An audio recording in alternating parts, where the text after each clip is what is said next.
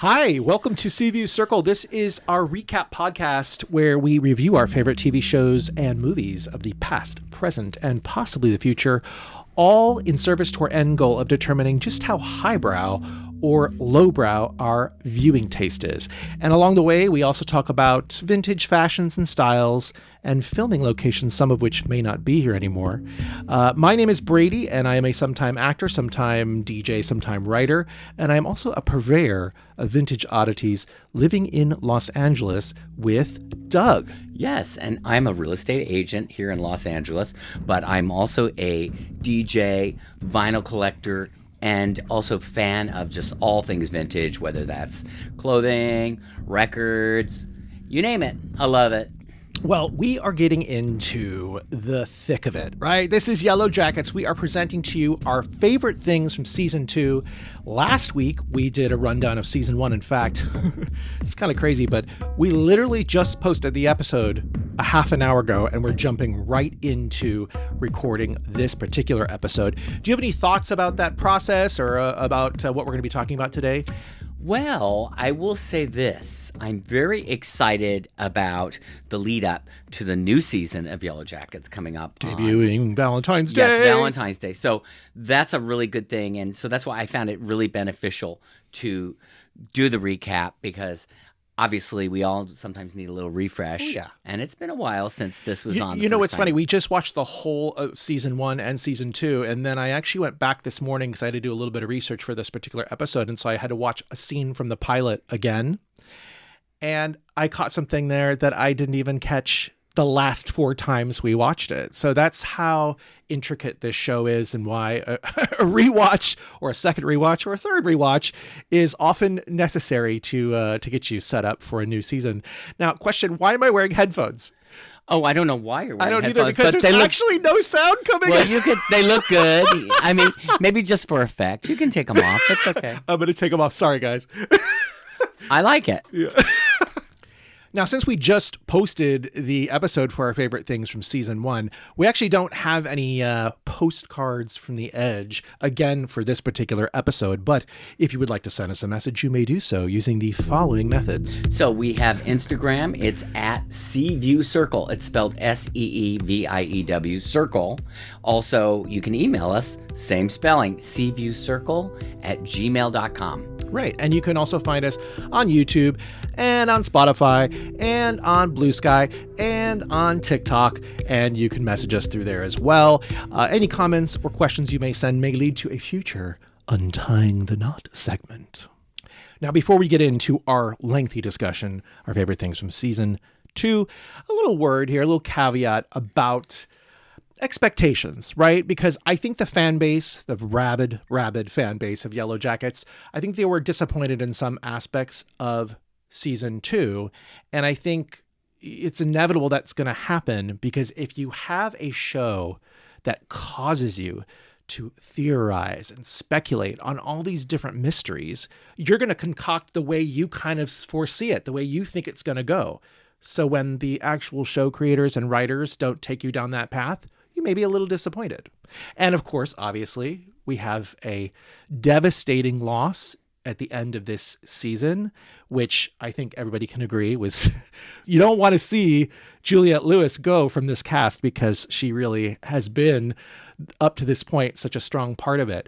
But, you know, that's the premise of the show, people. People die in this show. So that is going to happen. And so even for us, with the whole Jessica Roberts thing, we still want her to somehow be alive, and who knows, maybe she still is. I still have hope. I have hope that she's alive. We have to allow, all that speculation, all the theorizing. We have to take that with a grain of salt. These people have a plan of what they're doing with this series from season 1 all the way through. I think they said they're going to have 5 seasons altogether. I don't know if they'll eventually get there, but I think there's been some expectation that the storyline's going to go quicker, right? That things are going to move more swiftly towards these warring tribes where they're wearing all these clothes and they're setting up traps to kill people. Now, from the looks of it, in the trailer for season 3, we may see some of that in this season, but we may not. And I think that's the thing, is like, they're out there for 18, 19 months. So you're going by kind of season by season. It's going to be, like this, because they often talk about all these horrible things. The adults talk about all these horrible things that they did. Well, how horrible is horrible? Well, a lot of this stuff has been horrible, right? Even the little tiny stuff has been horrible if you think about it, Yeah, so it's going to have to get a lot more It's going to have to get a lot more horrible. So my point is that all this stuff, all these terrible things that they did kind of add up and they're going to escalate. So yeah, maybe it's going to take a while, but we're obviously heading in that direction, right? I did see a little fun spoiler thing. Well, not really a spoiler, but I did see a film clip of Sophie Thatcher, who plays the young Natalie, and she just said, "Oh, it's getting more intense. Oh, okay. It's getting more and more freaky," is kind of I think what she said. So I was like, okay. Yeah. So she didn't let the cat out of the bag, but she just definitely said it's gonna get real rough. I also saw sort of an on the set interview with some of the cast where they're actually talking about how they sort of take care of each other on the cast, because they are dealing with such dark subject matter that, they check in with each other, because some of the things they've had to do, especially in this season, in the second season, things do ratchet up, as much as the critics have said that maybe it's going too slowly. There's a lot of crazy stuff that happens, and we're about to get into it right now. This is what we'll say our 18 favorite things from season 2, because there's only 9 episodes, but as we know from last week, there will be so much more. I'm going to make a prediction that it's going to be more like at least 36 to 50. I think so. I think at least, because there's a lot. I actually wrote more about season 2 with only 9 episodes than I did with season 1. Agree. I did the same too. All right, so getting right into it, let's get into episode 1. Now, before we do that, actually, I do want to say, check it out. I don't know if you can see that. We got to go to a season 2 premiere screening at Grauman's Chinese Theater back in March of 2023, I think. Yes, that was fun. It was really, really fun. They decorated the theater and the outside kind of like the forest. There were trees, there was snow, because obviously most of the season takes place in the snow. And almost the entire cast was there. In fact, we're going to run a little clip, the only clip of video that we took, that shows that there was also a surprise person in the audience who wasn't on stage for the Q&A. Let's roll that now. She had a pivotal role in tonight's episode. Thank you for lending an ear. Ella Purnell, can you please stand up? So do you have any special memories from that particular day of going to the Grauman's Chinese Theater for the season 2? Well, I was hoping I was going to get to their after party, but we were dressed to impress. We were hoping we didn't get invited to that one, but it's okay. But it was just great to go somewhere as iconic as Grauman's or Mann's Chinese Theater, whatever you want to call it. I've been there a few times in my life, and a very long time ago, I think I went and saw Purple Rain there in 1984 and waited in line all day, and we saw Prince outside. Awesome. Speaking of purple, So, but it was he showed up in a purple limo. Oh my god! So again, that was the last time I'd been inside reals. I had never been there. I'd never been inside the main theater. I've been in the little side theaters, which aren't as exciting. But yeah, the main theater, again, I think that's the last time I was there was for that. So that's a long time It was really cool because most of the cast was there. And I have to say, knowing what she knew, Juliette Lewis was there. And I do remember her breaking down into tears when she was asked about sort of the fan reaction and the fan base to her character, because obviously she knew that her time was up at the end of this season. All right. So, Doug, what was your favorite aspect of this first episode, which is called Friends, Romans, Countrymen? Well, I think what I really liked was I liked finally getting to see the young Shauna character kind of losing it, because before that point, you didn't really see her going nuts. She always seemed very she was together. She's the straight person. Straight shooter. Shooter. She was just there. Yes. She lost a little bit during the Doom coming, but then so did everybody. Yeah, they all did. They were all on mushrooms. So she was having visions or hallucinations, or, maybe she was meeting with Jackie's ghost. Who knows? Yeah. But the fact that she was hanging out with her for the 2 months that she was dead and putting makeup on her and, braiding her hair and, that kind of stuff. I was like, okay, she's going down a dark road, and then I like the counterpoint to the modern storyline of Shauna, where we know she's way more damaged than she lets on. Yeah. Like, that's, I think, the thing that was more revealing. Yeah. 'Cause before that, we didn't really know that. And I she think was what that we were screwed talking up. about earlier with the caveats and the expectations is, again, like these little things that start unraveling, becoming apparent to us, they all add on to that past trauma that the adults are suffering through. And I think that this through line that we're going to come across in this season that we kind of didn't really pick up on so much was this concept of this shared past trauma and how important it was that all of these women get some help somehow. Now, going back to the Jackie thing, obviously, I think for young Shauna, she was like a security blanket for her dealing with that guilt, right? She must have felt some tremendous guilt. I mean, so she already has the guilt from sleeping with Jeff, stealing her boyfriend and getting pregnant with this baby. And then now she has the guilt of basically forcing Jackie to be banished from the group, which leads to her dying. So it's like, that is a heavy cross to bear when you are pregnant with the child of the guy. Oh gosh. I think the other thing that was kind of cool too was the fact that we keep getting to see Ella Purnell. Yeah. Even throughout the season, a little bit in little bits and pieces. Yeah. But the other aspect of her actually getting to be a bit more spirited, right. like. And again, that Shauna envisioning that. It's like calling it what she would say in a way to make her feel better about what happened. Yeah. It's interesting. Exactly. Now, my favorite part was also a Shauna related aspect, but it was the Shauna and Jeff storyline in the modern day when they go to visit Adam's art studio to kind of tie up that loose end.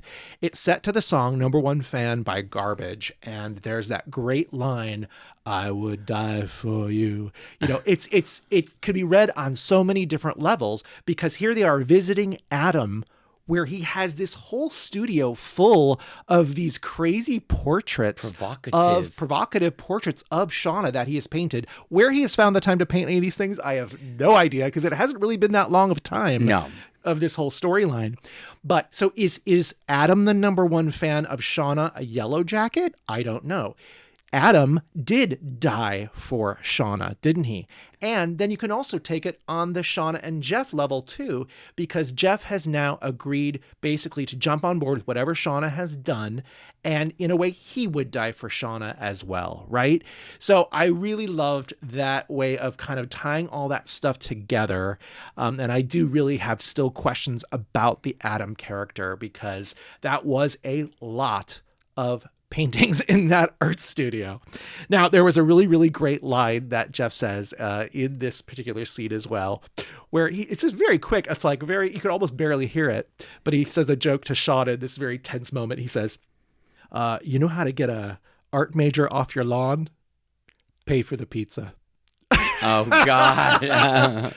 Classic Jeff. I love the fact that they have this moment where they talk about her having an affair and what that means and how that and affects how she him. gets off on it, And and then- it is kind of interesting He because gets there's off on it too. they apparently. both. I mean, and that's why I think what's kind of cool about the season 2, seeing their interaction. We've already seen it from season 1, how they are actually pretty much made for one another, because they're both flawed humans and they do crazy stuff, and that's why they're together. And so it's like that relationship is getting stronger as time goes on, and as we go through each episode, you see that it gets even more crazy. Right. So A couple other notes from this particular episode. We have some extra jackets that have been promoted. They are no longer extra jackets as of season 2. We have the character of Jen, played by Maya Lowe. She has been there really throughout season 1 in the background. I don't think she ever says anything, but I think the most she's ever featured maybe is in episode 10 when they're having the dinner with the bear meat. You get a really good shot of her there. Then we also have the character of Melissa. She's the one with the kind of the long, dirty blonde hair. She is played by, I don't know if you can find that over there for me in a second, here. but there is a character or an extra jacket throughout season 1 that looks like this particular character. She is played by Jenna Burgess in season 2, but in season 1, I can't verify if it's the same person, probably just a background actor. She is now part of the cast, and she will be in season 3 as well. Then we also have the character of Crystal. Yeah, I was going to say, I love the fact that finally we had like a real interaction too with her and Misty, how they are bonded on musicals. So, Yes. you know, like she's We're just going to talk about this Crystal's little bit later on. She's a little nutty, isn't she? That Yes, one. and this her is, real name is Kristen. She's played by Nuha Jess Isman, and we will talk a lot about her as the season progresses. But I just want to give a shout out to them. It's great to see them getting some screen time and having some lines. And then the only other thing about episode 1 that I wanted to talk about was this map that Natalie is drawing as she is going out with Travis to look for Javi, who's still missing after Doomcoming from season 1. She is mapping out where they have gone to look for Javi, and then she brings it back to Coach, and they're looking at this. And I just find that really fascinating. And I tell you, if I was out there, I'm going to be on map duty. Okay. I'm on map duty. It's like Lewis and Clark. I love that. They have to do and it's helping them not only find Javi potentially, but also maybe get out of the wilderness. We also do see in one of those shots, maybe with Travis and Natalie out there, this moss, or there's this moss, right? There's the moss in the cabin, which shows that you're inside somewhere where it's warmer and the humidity, whatever is causing this moss to grow. And then you see it out there in the wilderness on this stump or something. So that is very curious. Planting the seeds. Yes. All right. Episode 2 is called Edible Complex for a reason. and we forgot to mention that at the end of episode 1, we have Shauna actually eats Jackie's ear. That's right. It fell off. It broke off because Fell it was off, frozen put it in her pocket. in the shed, and then she decided to warm it up and eat it. So she ate it. Which was the big shocker. I remember That at was the such a screening, shock. At the screening that we were at, like everybody was like, "Oh my god!" Yeah, because up to this point, there has not been, There's been no eating of human flesh. No human flesh has been consumed in this production. Okay, so we haven't really mentioned the fact that adult Lottie has joined the cast, right? Simone Kessel is here, and she is running a wellness center in upstate New York, which we were so excited about because we love cults, right? I mean, we love cults. We are obsessed with cults. We watch every single cult documentary that has ever existed. In fact, when we run out, we start looking for more that, Yeah, and I've even tried to start my own cult, but that's another story. So I have to say, Simone Kessel she looks so amazing in these long, flowy, jewel tone robes in these episodes at the wellness center, we will call, right? And I have a lot to talk about this going forward, but right now we're just going to start with the real basic situation here, which is that they're all wearing purple or lavender. Kind of like our friends, the friends Bhagwan and the sannyasins. And So Mashila. my favorite line really is when Natalie's there at the wellness center, right? She's been absconded by Lottie's people so that she didn't off herself at the end of season 1. And she asks, why is everybody wearing purple? And then Lottie says, it's heliotrope. Yeah. We dye the clothes with flowers that we also use in healing. And then Natalie says, how deep? I love adult Lottie. She is a total trip. She is a loon. She has these crazy facial expressions. There's that scene, obviously, where she tells Natalie about what really happened to Travis. And I must say, it's unreliable, really, what she is saying. I don't know if I believe her. I don't know if I believe her either, and I don't know if they're ever going to pick back up on this. At this point, maybe there's no reason to, because the Natalie character dies at the end of this season, but it is very fishy with the remote control and him being raised up and down. They show that the remote control stopped working and that she was supposed to let him go, like it was almost like an auto asphyxiation, so he could get to the darkness, and see a vision or whatever. So this is kind of all, they're all talking about it, right? They brought something back with them, this darkness or whatever. And surely you could say in that scene, the darkness is present as well because it blows out the candles or whatever. So I don't know. Does the darkness take Travis because it still needs a spill of blood, potentially, right? And we've talked about this, right? We've talked about the nature spirits throughout season 1. And I will say that there often are shots in season 1, especially in the Dollhouse episode 3, where it looks like somebody is watching them. They have these shots that are kind of wide. I always feel like the way it's shot, it feels like very... There's these moments where they're like watching when they're in the Yellowjackets. forest, it's always happening too. It's right. Like, it looks very like surveillance type of stuff. And it happens again in this particular episode too. Again, I think it's where Natalie and Travis are again looking for Javi, and there's like a rack focus of like some pine needles. Well, that leads you to believe that there's somebody right there looking.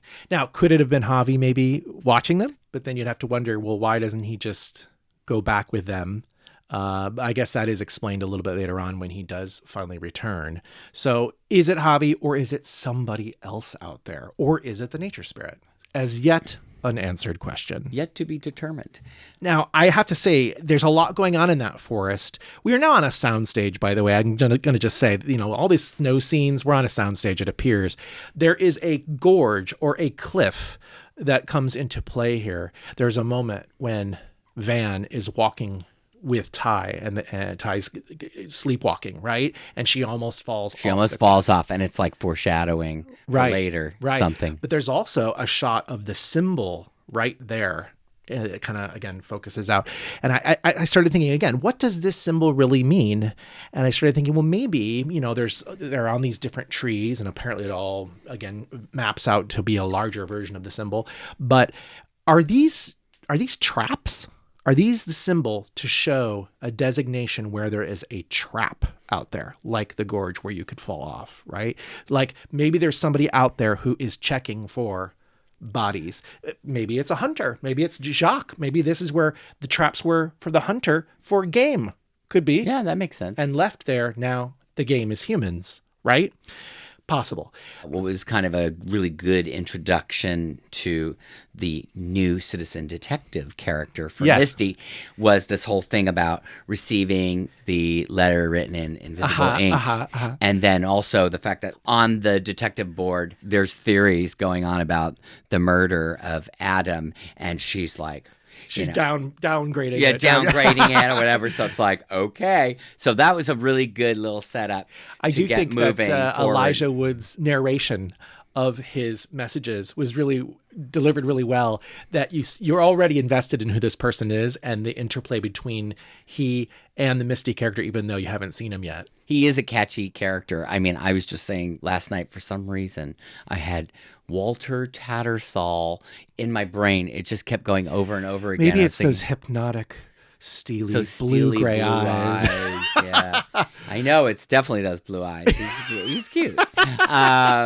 But I'd say overall, though, my favorite thing about the entire episode certainly was, when you talk about the title, about the reference to the Romans, and it's the feast. Yes. So it's where they have the vision that they're dressed in Roman garb. It's a bacchanal, yes. The bacchanal, and it's like they're feasting and eating all this great food. But what they're doing is they're essentially eating Jackie's body. Right. It's a really well played and well edited scene. The art direction team did a really, really good job. Everybody looks fantastic. They have makeup on, their hair's done, and the editing back and forth is really, really great. Now, I want to talk a little bit about what happens here, because again, this goes back to what I was talking earlier about the nature spirits, right?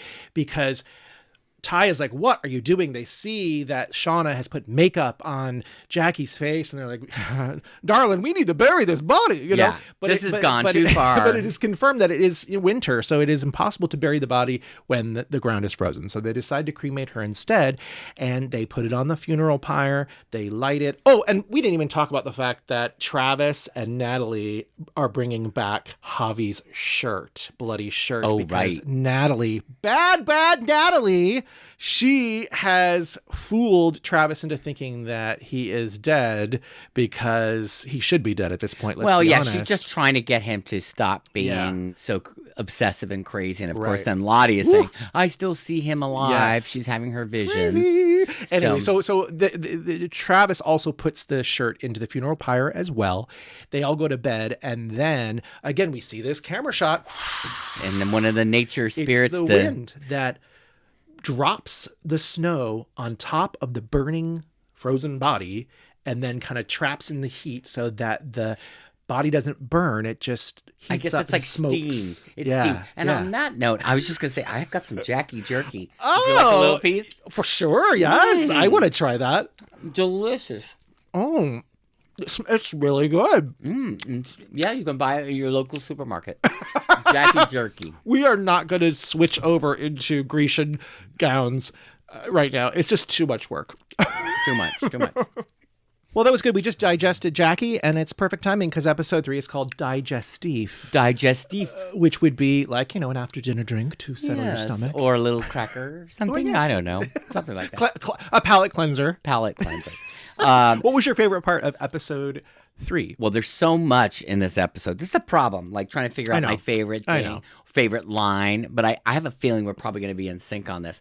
One of my favorite interactions was with Shauna and Jeff, and they were talking about like the Denny's or whatever, right? Yeah, and they were talking about the 90s. He mentioned the goths. Well, right, because they're talking about, again, Shauna kind of feeling the need to have this affair. Now, here's the part of the problem is that she was under the assumption that he was having an affair too, so that was definitely part of it. But obviously we know Shauna is attracted to danger and she is very impulsive, so that was part of it as well. She thinks it's kind of hot that maybe she could have sex with some other people, and that really is something that she would like. Neat. Yeah, and again, showing sort of maybe like in Jeff's mind a kinkier side, which is why he says, "Oh, back in the day, I remember I didn't try the strawberry lube." He says, "Yeah, I thought only bisexuals and goths use strawberry lube." And then he says, "I'm a strawberry lube guy." No, he says, doesn't he say that? He says, "I could have gone strawberry. I almost did."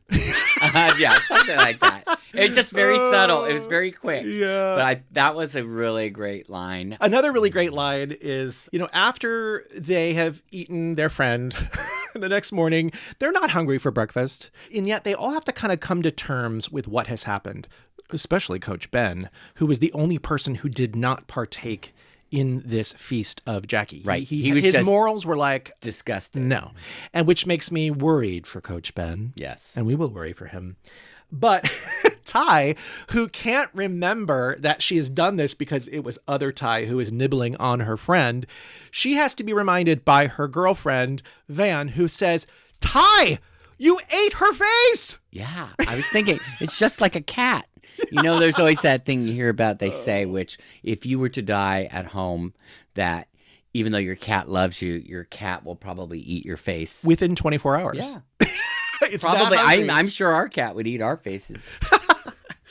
Oh, gosh. Okay, so as you said, there is so much going on in this particular episode. Aside from the lines that we just discussed, one of my other favorite things was this tie-in to episode 5 of last season, which is called Blood Hive. That's where they had this seance, and that's where Lottie had the words coming into her in French where it said, "It wants blood," right? These same words are said again in Lottie's vision at the end of this episode when she pulls out the bee thing. I don't know what it's technically called, by the way. Well, it's a beehive thing. I don't know. You pull it out and it's got to get honey. The honeycombs are right. all Yeah, the on honeycombs, right? Because their wellness center produces honey for the local and they sell farmers it. market. Yeah, the farmers market as you buy. I wish I had a jar of that right now, but I don't have that. Yeah. Anyway, so when she pulls it out, it's covered in blood, and then one of her cult minions comes up and says in French again, "It wants blood." So it again is Lottie realizing, oh, shoot, this is all shoot. Would she say shoot? I don't know.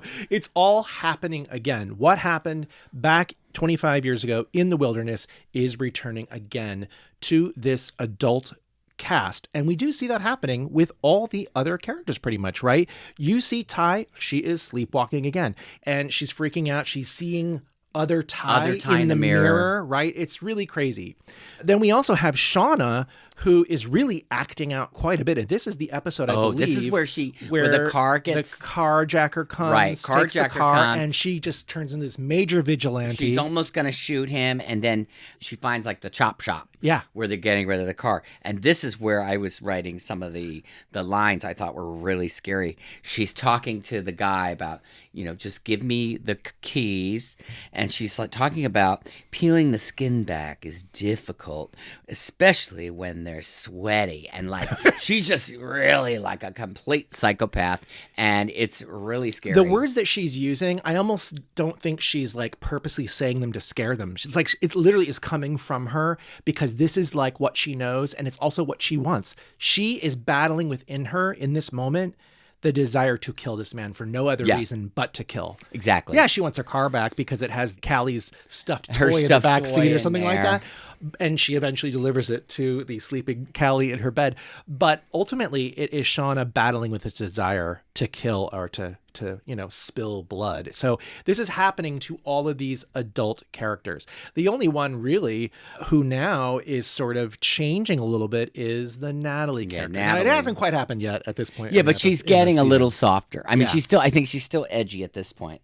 Yeah. But she's softening up. Right. It's like whatever the wellness is doing for her. At least she's seeing that there's like a possibility for something else. And, obviously we have the Lisa character, which we'll talk more about later, probably, I imagine. Yep. And that is a relationship that continues throughout the season.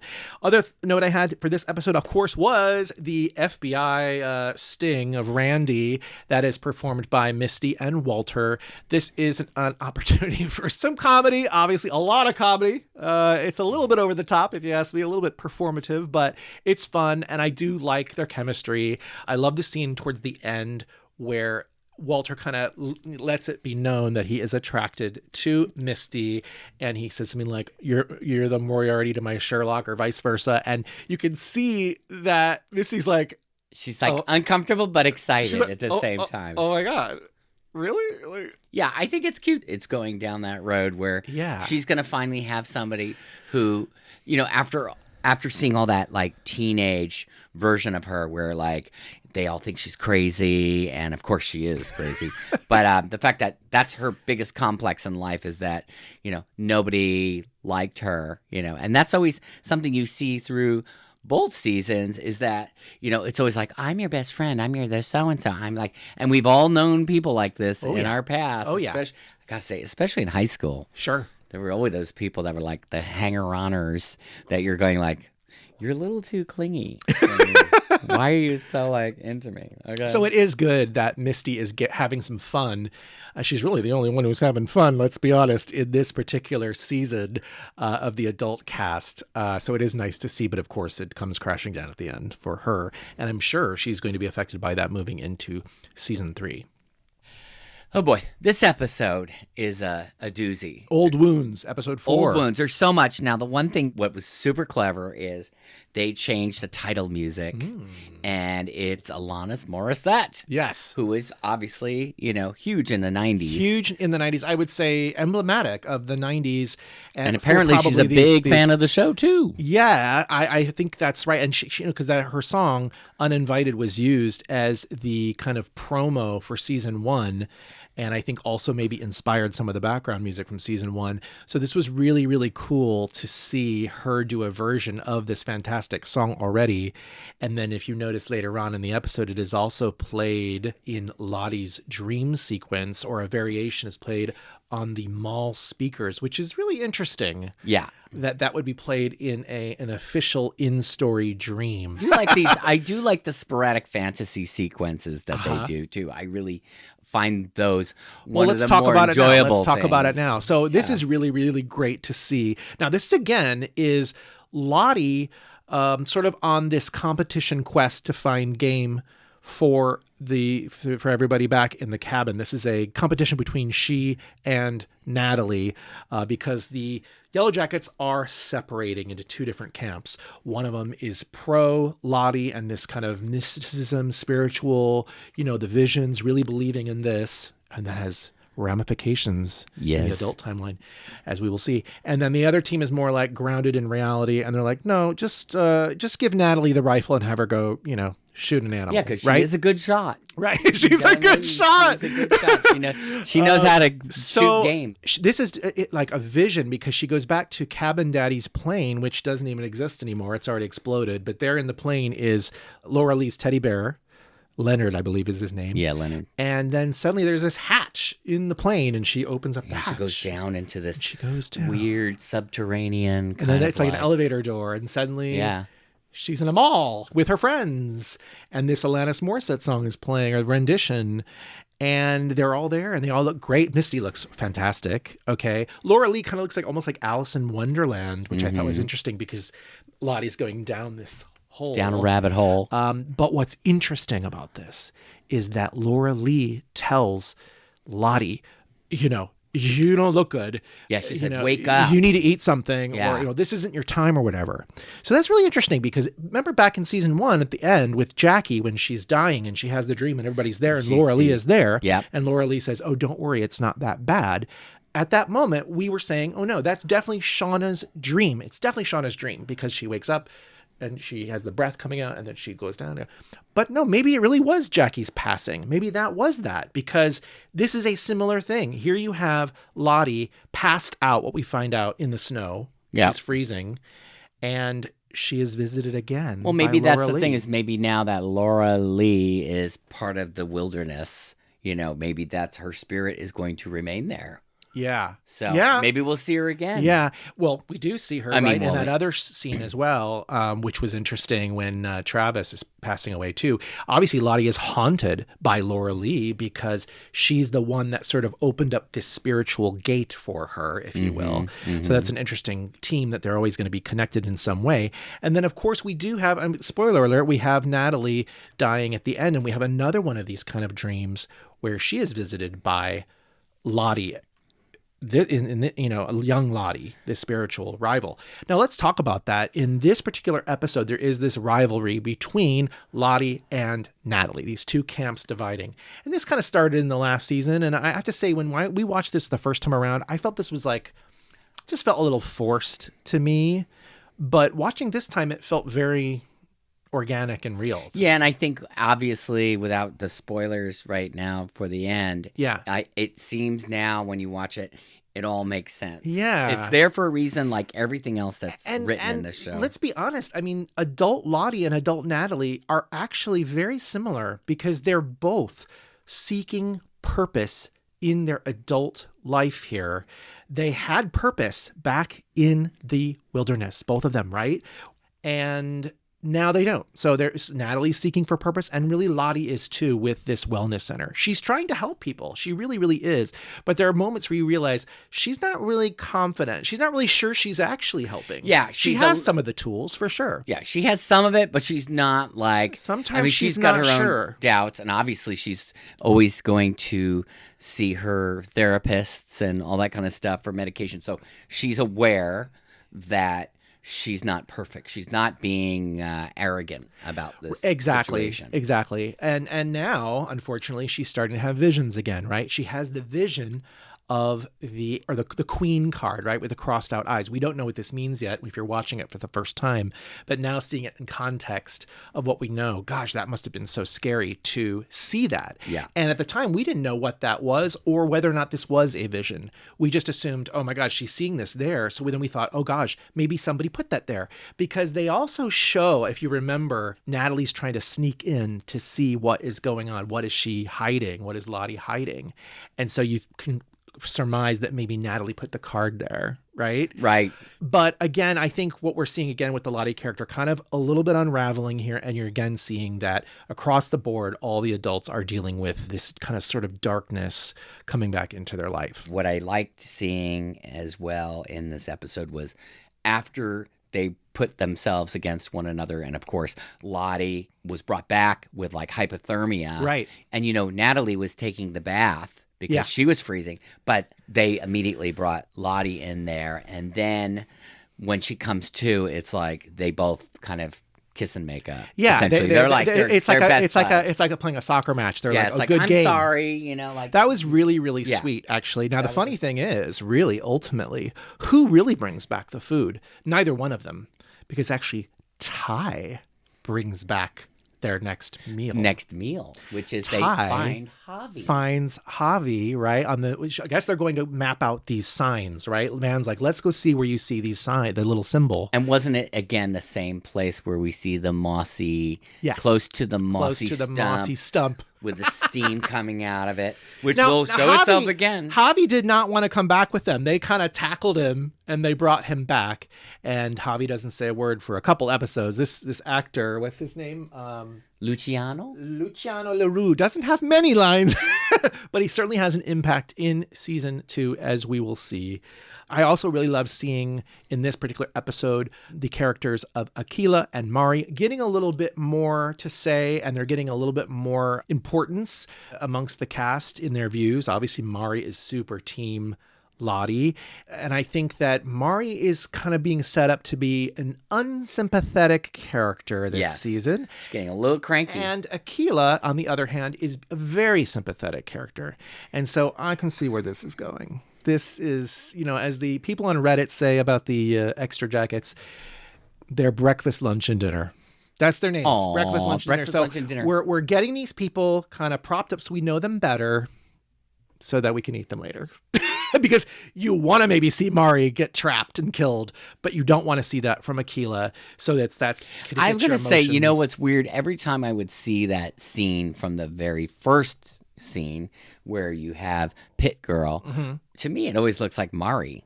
Yeah. But that's just, even again, through this whole thing, I go, it looks like her.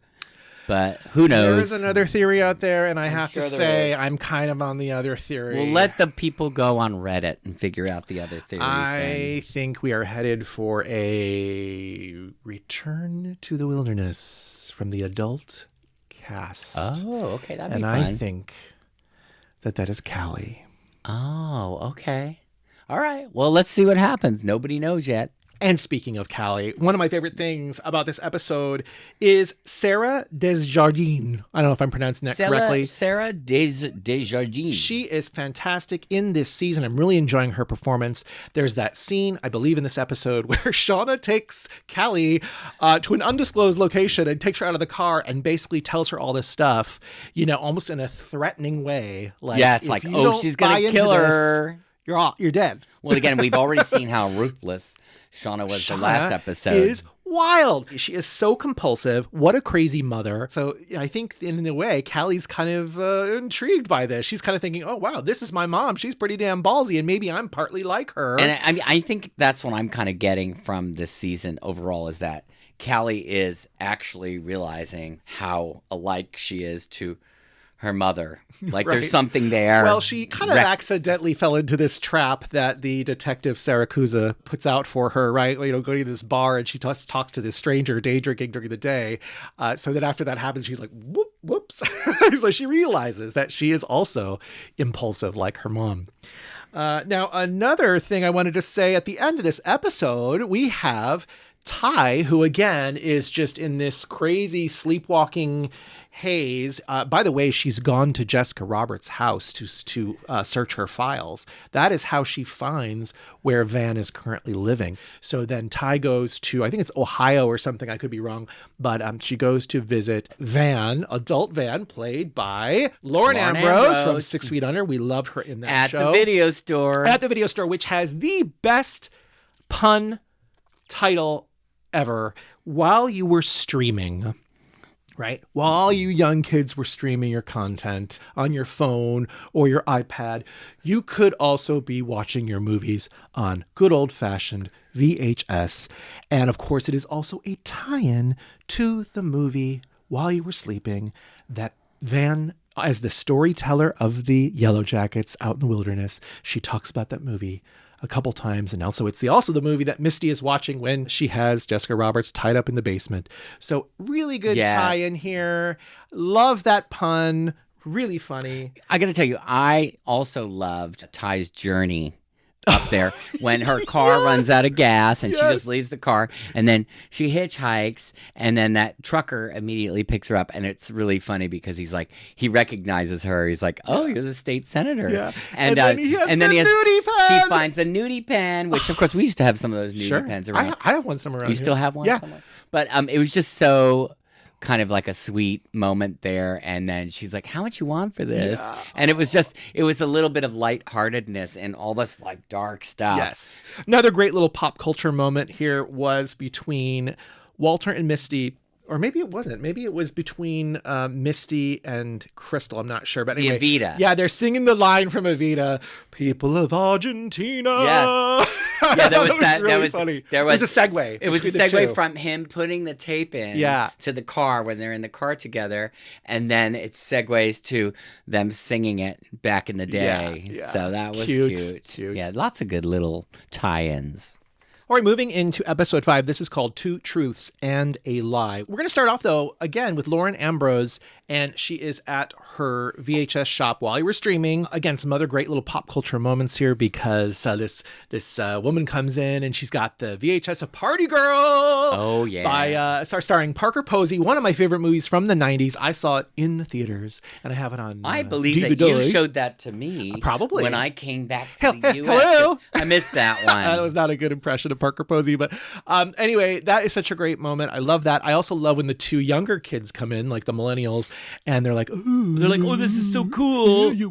And she's like, "Yeah, you're gonna have to rent a machine in order to play that." But so then Ty comes in, and Vanna's like, "Oh my gosh!" And I have to say, I don't think we know at this point, or maybe we do by the end of the episode, that she has cancer. I think at the very least, she takes some oxycodone for the pain or whatever. But it seems like Van is actually doing okay for herself, right? She has this store. I mean, she's dying. She's not doing a lot of bills. If she hadn't had cancer and she wasn't dying in a couple months, she has a lot of bills in the garbage can. She'd be doing well for herself. Yeah. And then Ty comes in, it's like mucking it all up. And you can see that Van's really like, what are you doing here? Like, why are you here? But we get the big reveal from Ty to Van that other Ty is back. Yeah. So exactly. that's kind of where... That's why she's there. She's looking for some support. Obviously, she knows that Van knows all about this because they used to tie each other together in the wilderness so that Ty would not go wandering off and fall off a cliff. Now, we also have in this episode Lottie in the wellness center taking Natalie through a hypnotherapy session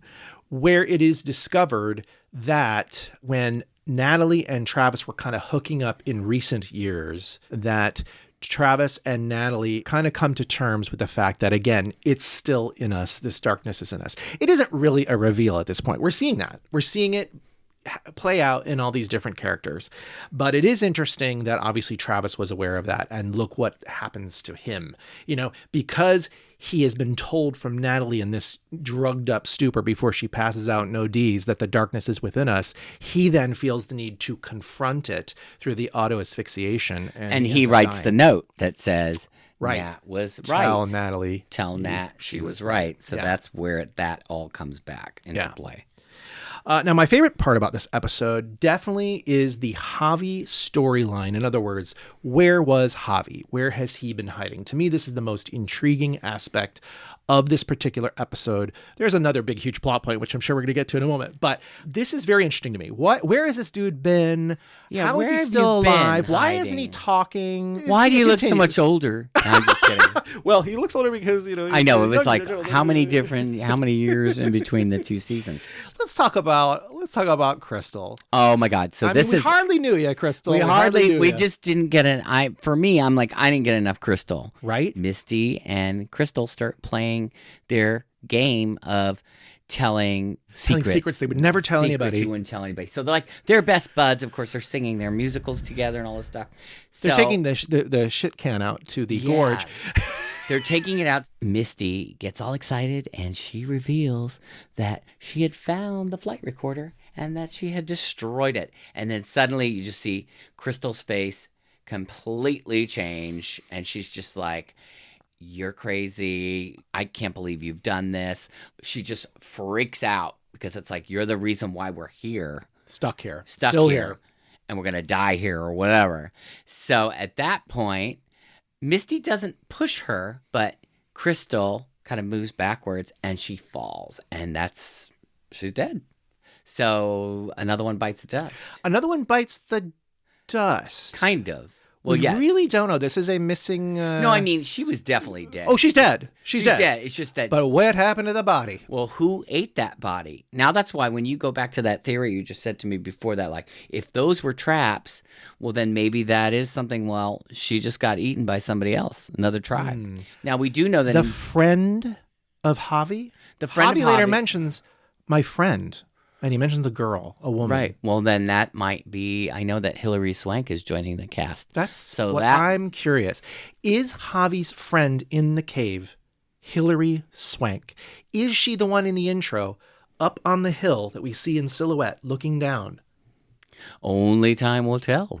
I'm curious. Okay. Very curious. Very And interesting. how will Coach Ben fit into that as well? Right. There's right. bones in the cave. We'll get to it. So that was a really important plot point because, of course, then Misty is coming back to the cabin and freaking out and trying to pretend like, I lost Crystal, blah, blah, blah, blah, blah, blah. Meanwhile, there's other dramas going down. Right, because actually, when Shauna's sleeping, Lottie is whispering to the baby through her stomach and like talking to her, and Shauna is pissed off when she wakes up. I don't want this, whatever you are, Wiccan, witch, whatever you are doing, talking to my baby, get away. Well, they're and all like Shauna obsessed freaks. with it. Yeah, That's they're all kinda obsessed weird. with It's this all like- baby, right?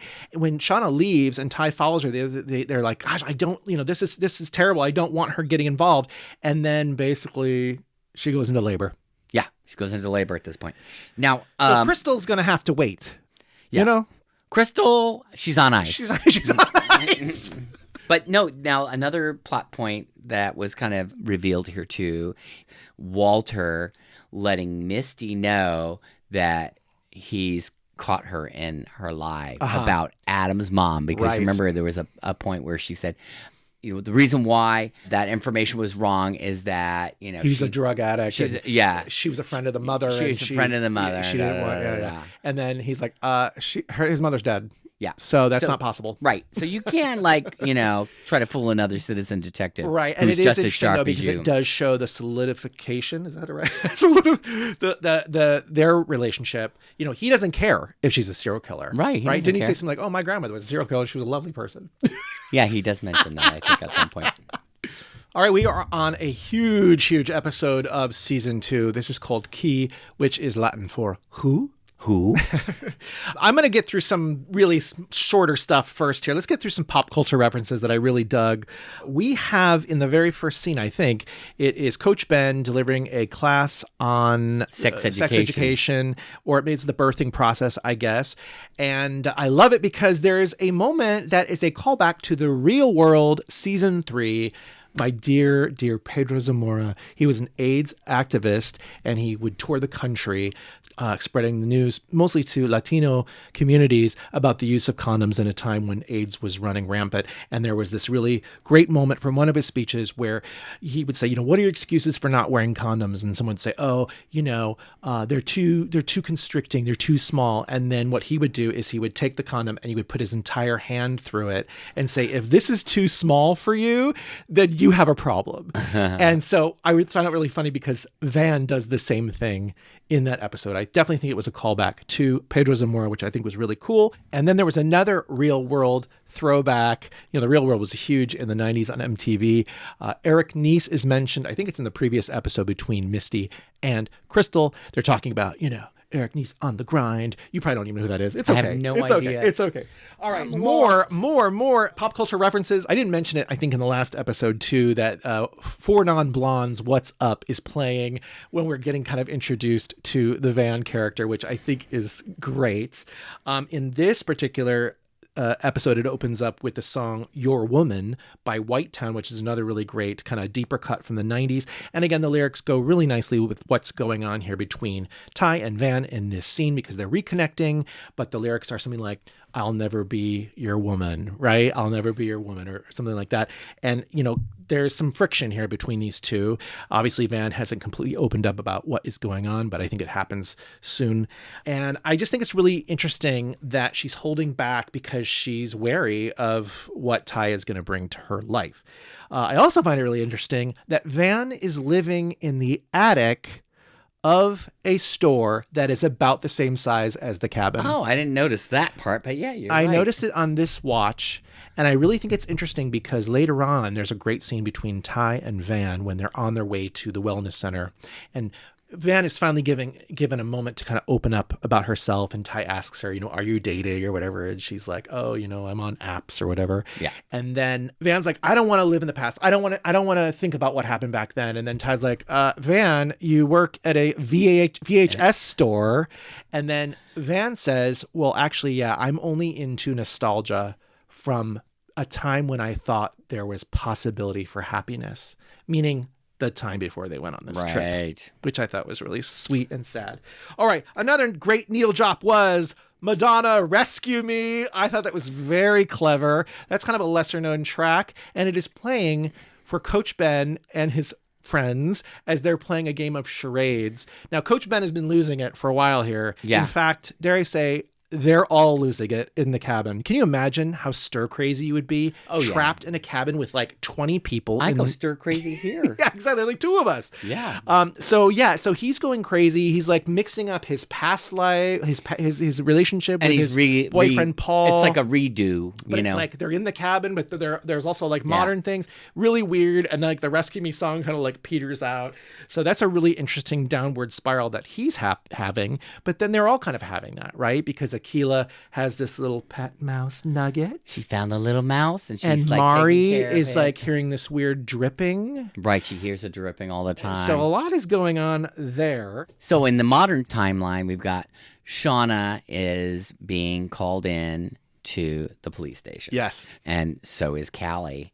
The detective who was posing as, the bar patron, he's, revealed himself as Detective Siracusa or whatever. He's actually interviewing Shauna, and then got Kevin interviewing Callie. So Callie makes up this lie, just like Mama. Just like Mama would. She made Mama proud. Said that, well, it would be a shame to talk about this. Like, he slept with me. I'm underage, blah, blah, blah, blah, blah. So, like, that accusation really kind of shuts everything down pretty quickly. Well, and isn't there a scene earlier, too, when they're at home before they go to the police station, and Shauna actually says to Callie, oh, I wish you would have slept with him. Yeah, she does mention that. Because if you had slept with him, then, you couldn't be a reliable witness. But, like, I guess that gives and her she the says idea something to lie afterwards, about it. too, when Jeff picks him up. She's like, I told him what you told me to do. Right. Or whatever. Jeff is not having it. At this point, he has seen his wife just completely lose it in the last few days. Obviously, taking the gun out of the carjacker's hand and then later getting the car back. He doesn't even really know what really went down there. I'm sure she didn't tell him. So he basically says, you need to get some help. And when he had gotten the call from Ty and Van in the car looking for Shauna to say that everybody's kind of en route to this wellness center, he says, maybe you should go to the wellness center. Maybe you need some time out. And, I think this is something that we really, really did not pick up on the first watch. We were so obsessed with the concept of Lottie having this cult. We love it. That we didn't really see kind of like what's right in front of us, that this is a wellness center where people are going to get help, and all of them need help in one way or another, right? We know that Van needs help maybe for her actual physical health. We know that Ty needs help with this sleepwalking, whatever's going on. Shauna needs help with the impulses that she has. Natalie needs help because she just tried to kill herself. So and Misty sure needs help too. Just in general. In general. Well, I think Misty did mention though that she liked it there at the place because she felt like a celebrity, which was really funny. She knew Lottie and she knew Natalie. Yeah, she's in crowd finally, It's just funny. There's a really great scene also with the Lisa character. In fact, it's one of my favorite lines of the whole episode is, so Natalie and Lisa are together and Lisa says, suffering is inevitable and only by meeting it with compassion can we begin to grow. And it seems that Natalie does take it in because before that, Natalie had gone with Lisa to the farmer's market because they were going to sell the honey because she wanted to kind of get out of there and talk to her. And then they ended up making a stop off at Lisa's mother's house where we meet Lisa's mom and they have a discussion. She's a trip. She was really mean. She was not having any of it. Yeah. And so not open to listen to anything. She wouldn't listen to anything. She was like, leave me alone with my daughter. And, Lisa's revealing more about her problems, which were, depression, et cetera, et cetera. And she was saying that she was getting better. And she mentions that it's a lifelong affliction that she will be dealing with forever. She's going back, I guess, for the fish, and then there's all this confusion. Then Natalie comes through as a hero, and she absconds with the fish in her mouth and drops it into the water in the car. It's really great, though. I think that you pinpointed that particular quote, because I really do think in the end, why was she there?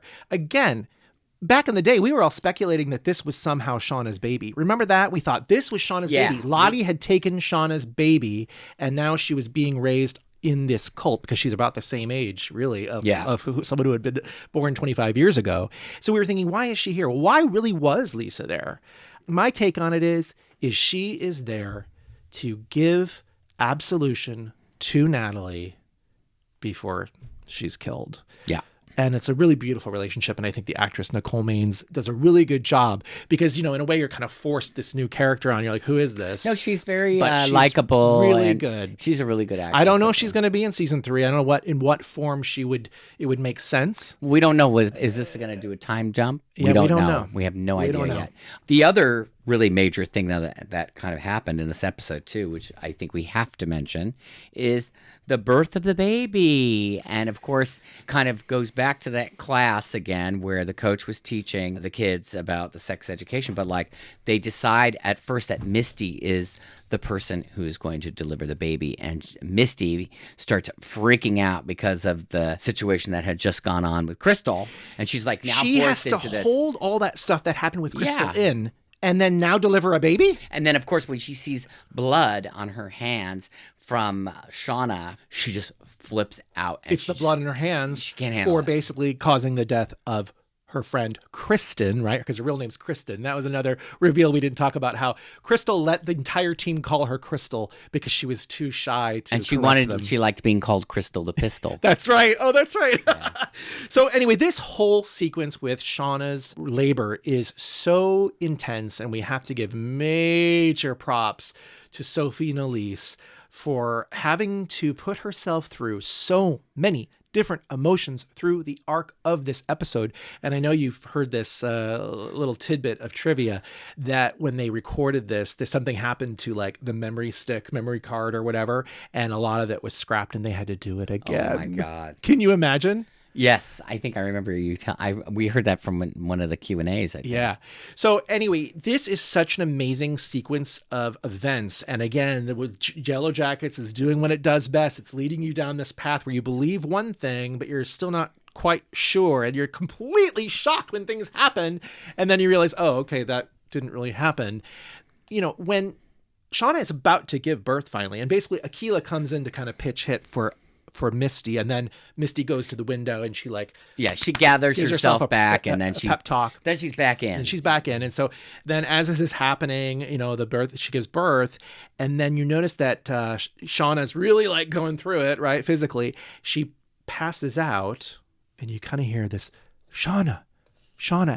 I'm pretty sure it's Jackie's voice. Pretty sure. Yeah, I think that. So again, that leads me to believe that Shauna was dying in that moment. Perhaps Shauna was dying, and that's Jackie who would have visited her at that moment. Well, we don't know, because then she wakes up and there's this baby. There's the baby. Right, there's a baby. But there was also. By the way, can I just pause and say there are 2 extra jackets in the back of that moment when Shauna has delivered the baby. You see them kind of quickly. I don't know who they are, but okay. Go. Well, there was also another ritual that went on too at that point, which was the blood spilling. That's right. Because it was to protect Shauna. We hear the wilderness, and the wilderness hears us. Right, and they were getting worried that they were going to lose Shauna. The wilderness wanted blood, and I guess they probably already knew that the baby wasn't going to make it, and they didn't want to lose Shauna too. So they spilled some blood, and then obviously the baby doesn't make it. But Shauna does. And we're led to believe that the baby does make it. And there's that crazy scene where the baby's not feeding on her mother, or his mother, I should say. It was a boy. And so then Lottie takes over. Yeah. Lottie says, well, I can do this. I'll feed the baby. I've got a teat. And Shauna is like, what are you doing?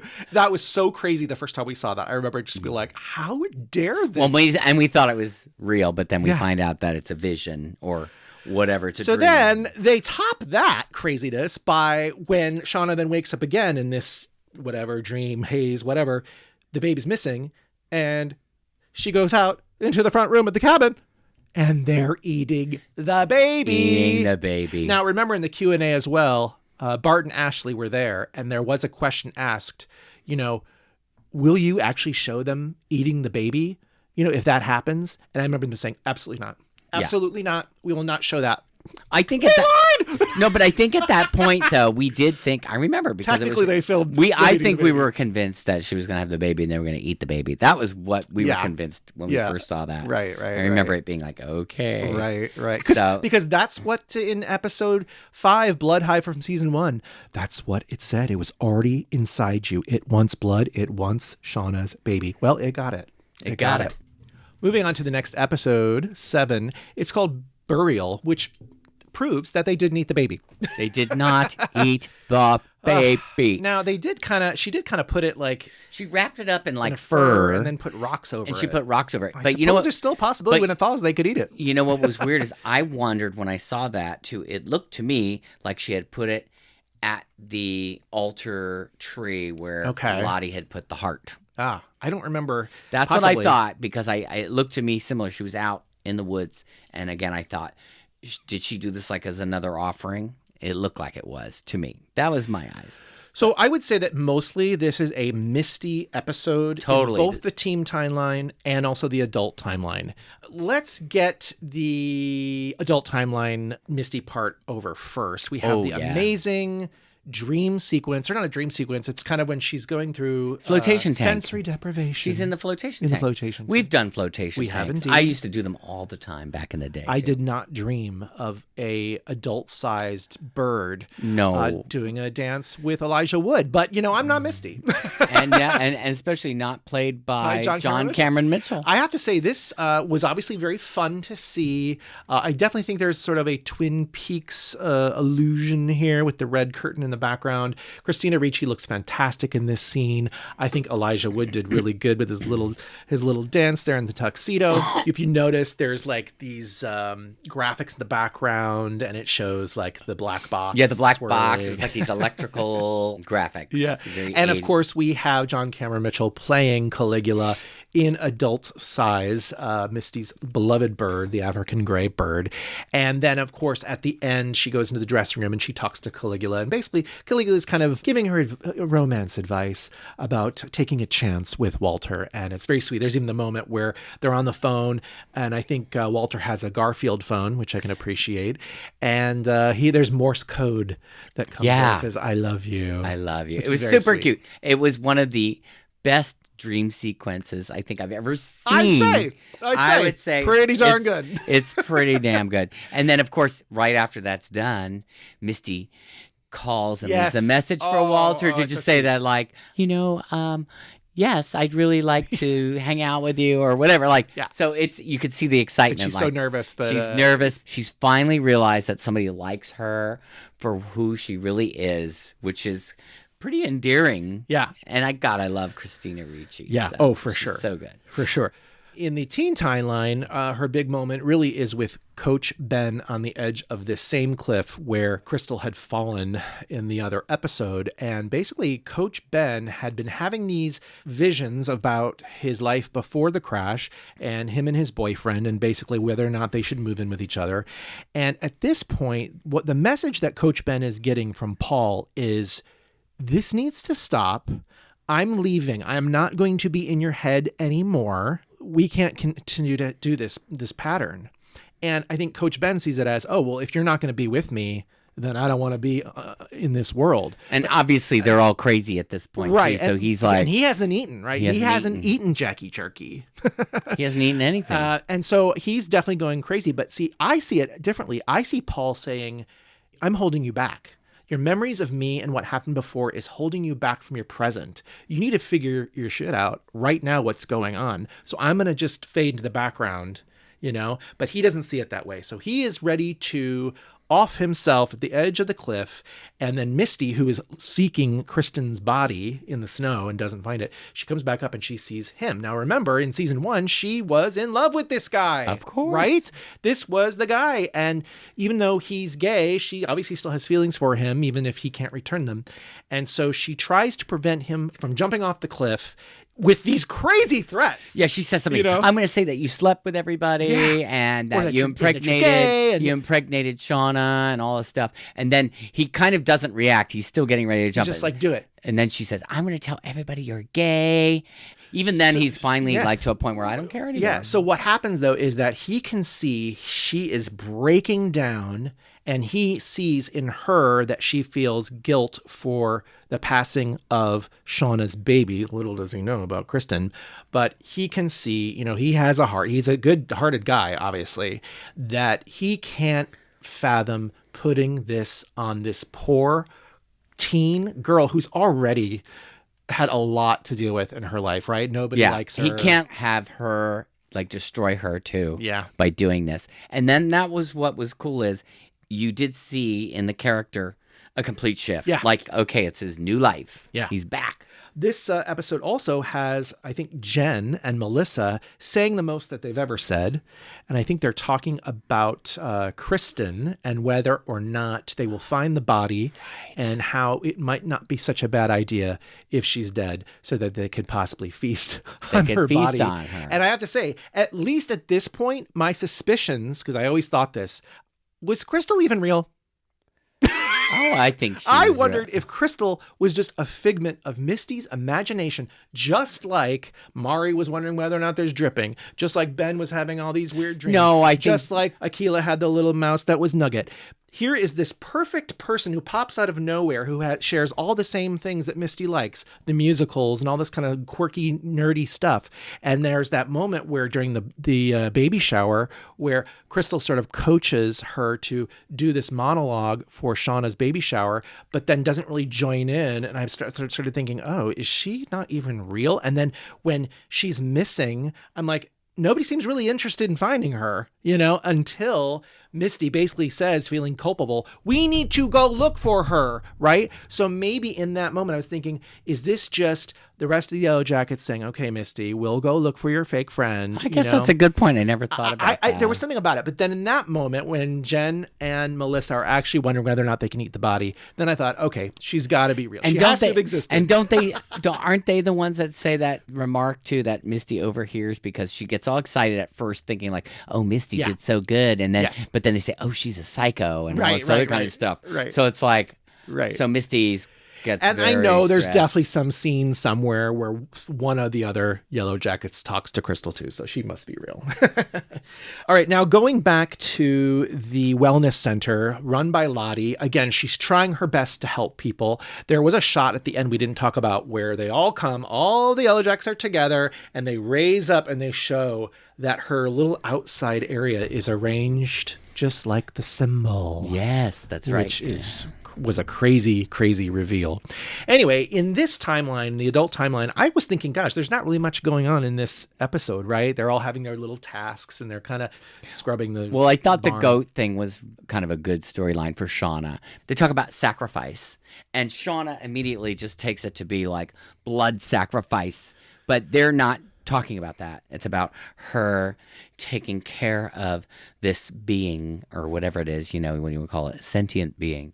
She also does that big reveal about how she never felt really connected to Callie because of all the trauma that she's had with giving birth to the baby. So she never wanted to put herself in that situation again. So it was very deep. It was good to see the Shauna character going through this. She's having to come to terms with who she is as a mother. Yeah. So finally she's getting real. She's not shoving everything off everywhere. She's dealing with her emotions. And again, you're also seeing as well this just journey of forgiveness for Natalie that we've been seeing all throughout the season. Of course, this adult storyline in this episode all culminates in this super powerful scene where they come together in the lodge. They sit down on the floor. And they even call Lottie in to kind of drop some of the hoo-ha crap for a moment and just be real and just talk. and it is set to this song Lightning Crashes by Right. Live, which is a huge hit back in the day. And I just think the emotional power of that song fits so well. Didn't you say you did some research and you found out? It had to do with a mother losing a baby, or, Right. so it was tied in with that, and it Title of has the some, episode is Burial. and it also has metaphysical meaning to the song. Right. So I'm not actually. That's what's a big reveal. I don't know that song. Yeah. I didn't know it because again, I wasn't here in the '90s, and it was not a hit, at least in the UK when I was living Yeah. in the UK. Well, at this moment, we don't really get a lot of reveals from the adult cast because I think, is it Natalie who brings it up? Who says, let's talk about it. Let's talk about what happened. And Van's like, no, can we just not do that? And so we don't get really a lot, but you can see they're starting to warm up. And there's this great kind of montage of them drinking and smiling and laughing. And they even dance. Then they go outside because it's snowing. And so they're dancing around a campfire in the It was very snow. nice to see that. They're having like some shots and stuff, Then aren't they? it's juxtaposed with this absolutely brutal scene where Shauna blames Misty for losing her baby, right? She Yeah. basically wants to attack. I think maybe she hits her. And Lottie sees that and says, oh, no. Yeah. Take it out on me. Take out all that pain and that rage on me. And then it is rough. Shauna beats the shit out of Lottie. Wallops her. And it's just like- repeatedly. Yeah, and just keeps going. And it's edited in back and forth with the adults having that moment, that joyous moment. And it is just so crazy. It's so heart-wrenching. It's hard to watch. It is It's really hard watch. to watch. And she basically beats her to a pulp where you think maybe she's dead. Yeah. You know? Except she does a kind of a Yeah. gulp Yeah, of air, yeah, so then you realize, yeah, okay, she's yeah. alive. But Well, again, she also almost died out by the plane too. Yeah, in that that's other true, episode. that's true. Yeah, so a couple times. she's a survivor. She is a survivor, and it actually, to be perfectly honest, that was the biggest surprise in watching this season again for this recap is the trauma that this poor person has suffered. And there's a line in the next episode, or one of the next episodes we'll talk about it, that it's just like, So, number one, right at the beginning of this episode, I'd say this to is you, It Chooses. it episode chooses. 8. It's the funniest line because Okay. the theme music is playing, and then Thaisa says, "Oh God, that song's gonna be stuck in my head forever." Like that's the first thing you hear, and you're like, "Of course," because I hear this song all the time. It just It keeps is stuck going in over our and heads over. all the time. What is really interesting about this, obviously, is that she's referring to Lightning Crashes by Live, which was playing at the end of the last episode, and they had that wonderful moment. And we're going right into the moment right after that. But of course, the way it's edited, it's right after the theme song, which is so catchy and amazing. Very clever. Super clever. Super meta. Super amazing. I have to admit, that is one of the funniest things, which you could almost not even catch it. Yeah. You know? I think we caught it the first time. Yeah, around. I we did, remember we did, we Going did. like, "Oh my God, did she really say that?" She did. Before I get to my favorite scene or my favorite aspect of this episode, I did want to just give a little shout out to the moment between Callie and Jeff Yes. on the couch. Yes. Where basically Callie is worried at this point. She's voicing her concern. She's like, am I like mom? Yeah, and, And he does the reveal why she is so screwed up. Right. And talks about how they lost the baby. Right. It was his baby. So Right. that she had a brother. Yeah, she would have had an older brother, and it's a really big moment for her to kind of, in a way, forgive her mother for being so wild and crazy, and maybe also feel like, oh, maybe it's not so bad that I'm like her a little bit, because Jeff does kind of tout up some of her stronger attributes. The police come to see Jeff and Okay. Callie.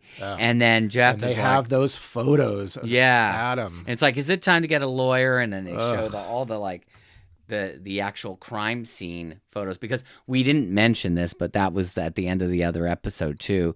Jeff calls. That's right. And during that scene with all that, yeah, Jeff calls Yeah. and says, "Oh, he's very cryptic. Shauna, they found the body of that guy, Adam." Yeah. Okay, so the alarm bells are up, and Right. that, of course, leads us That into this. leads us into what happens with the adult Yellowjackets in this episode. This is like a big reveal episode. Before we get to that, though, I just want to just give another shout out again to that Coach Ben storyline, which is him really trying to research where was Javi. And he takes the drawings that Javi does, and he takes the map that he and Natalie were working together, and he retools his crutches to be more like ski poles so he can head out and look for this shelter. And he finds it.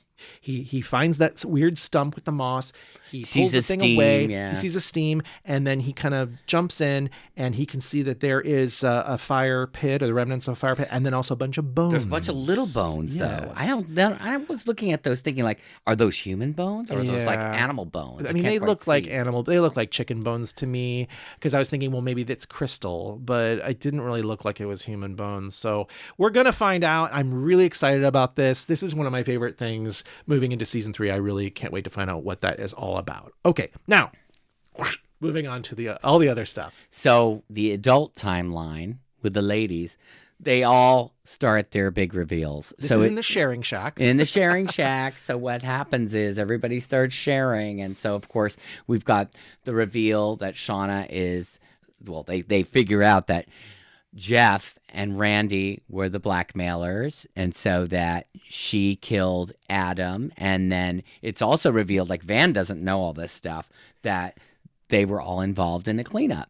Then, of course, there's the Misty reveals of how she said that she had tied up Jessica and that she got rid of her. And of course, it's revealed that it was Ty who had originally hired Jessica Roberts to look into the rest of them to make sure that her Senate campaign wouldn't be tarnished by any secrets that the other Yellowjackets might reveal. So pretty much everybody is doing some bad stuff here and has stuff to own up for. Yeah, and of course, like, Natalie is very pissed off. They've all been kind of She's kind of the duping one her. who's trying to make her life better right now, Yeah. right? She's really put forth an effort through her work with Lisa and everybody else at the Wellness Center. And so all these other people have been screwing everything up over the last couple weeks here.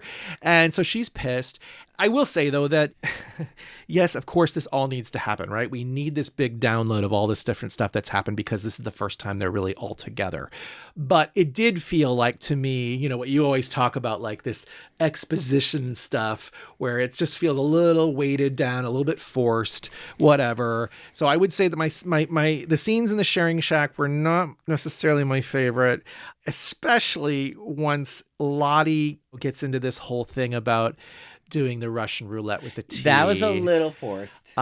It is forced, and I have to say, obviously, we're doing a cut back and forth between the teen storyline with the card draw, which is also absolutely crazy, and I want to talk about that a little bit.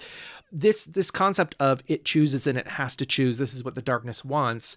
Okay, fine, that's kind of what we've all been seeing, but at the same time, I don't quite understand her, like, expediency. Like, why does this have to happen tonight? Yeah, why now? tonight?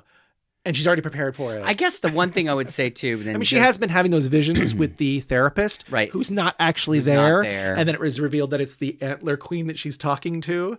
So maybe that's where that kind of comes in. Maybe she's been fed that information, like this needs to happen, I guess. The only other thing I could say is that just on the physical episodes, this one, season 2 is 9 episodes, season 1 is 10. I wonder why they didn't just do 10. Well, because the 10th episode was the bonus episode with the cabin dad. Oh, right, and then they never gave it to us. Right. Maybe they'll give it to us this I time. hope so. Come on, I hope you it's know coming that out. Cabin Please. Daddy, we talked I about it wanna before. know, I wanna Apparently, know. it's Melanie Linsky's Right. husband, right? Right. So I want to see that. I want to see it. So- Maybe they've just sort of morphed it down to like some scenes that are going to be inserted in. That could be possible. Hopefully. Anyway, now let's talk about the It Chooses concept in the teen storyline, because I have to say, obviously people are like super into Lottie's way of creating peace and spirituality amongst the group, right? We even have Ty, who's almost converting over when she says, wow, since I've been going to her little spiritual sessions, I've stopped sleepwalking. So, everybody's kind of like Team Lottie. So the concept that they're really hungry and they're starving and they need to eat, but they can't eat Lottie, even though she's been beat to a pulp by Shauna. They can't have her. So they're so hungry. They're seeing visions. They're eating belt broth. There's the reveal that Akila's mouse is not real. It's been a corpse, and she even tries to eat it for a second. Well, it doesn't Lottie, she says to Misty, she said that if she dies, she didn't want to go to waste. Right. She said, she's please offered use herself. my body. And Missy's like, absolutely not. We cannot do that. We cannot lose her. Right. And that's also, I think, at the beginning of the episode, we see Mari finally seeing the blood dripping down the walls. So everybody's flipping out. They're super hungry. They got to eat. So they come up with this concept of the card draw, where if you draw the queen, you will be hunted and killed. And I just have to say, that was a pretty big snap decision. That was Everybody was on board with it, apparently. Yeah, that was easy. I don't know where they got that one from, but yeah. The first time we watched this, I remember being absolutely riveted by this scene. This was like one of my favorite parts of the entire season was seeing this, and partly because there's the Extrajackets in the background, which I'm obsessed about. But now I'm like, what? Would they really be on board with this like this quick? Yeah. But again, you have it going on in both timelines too, which was kind of an interesting thing to see. So we have who's going to pick the queen in the current timeline, who's picking the queen in the other timeline. And of course, they go through and Natalie gets the queen. So Travis saves his love. He doesn't want her to go. So Natalie busts a move out the door, and they all start running after her to Rat in a Cage, smashing pumpkins, which was great. And they're all like doing the whole like, they're all doing the howling from the wilderness coming, howling. Right? And basically, I think there is a sign from Travis to his brother Javi, like protect her. And remember, there's that moment I think earlier. I don't know if it's this episode or the episode before, where Natalie is giving her mittens to Javi, and Travis watches that from afar, and that's kind of the moment where he forgives Natalie for pulling the wool over his eyes earlier in the season when she fabricated the fact that he wasn't actually dead. I think he tells her she's a good person and all exactly. that stuff. And so there's that moment between the three where Travis, who now has like a knife up to his neck from the other Yellowjackets who are upset that he's pushed Natalie out of the way, he darts the glance to Javi to take care of Natalie. And so it gives him the perfect opportunity in a moment to say, oh, I know a place where you can go where you follow me. Yeah, follow me. So they go running on this ice lake. And then sadly, Javi breaks through the ice. So Natalie is... This is a callback to that earlier episode. We didn't even talk about this, the big white moose that Natalie is kind of tracking. And there's the scene in that competition between she and Lottie where she discovers this white moose had fallen through the ice pond or the lake, and they try to pull it out. Oh my God, what a crazy... lose it. And they lose it. So here Natalie has the opportunity to pull Javi, who's a lot less heavy than a moose, out of the water. And Misty basically says, don't do it. Let him go. It is interesting how both times it was Natalie, right? Yeah, so Misty is like, don't do that. And so like she has to watch. It's really interesting Javi because drown. in this scene, Misty saves Natalie's life, but in the next episode, Misty kills her. Well, on accident. On accident. After this episode, this is where I was going to do the Untying the Knot segment where we were going to discuss and dissect the Extrajackets episode by episode. Who's out there? Too long for this episode, which is already running long, we can tell.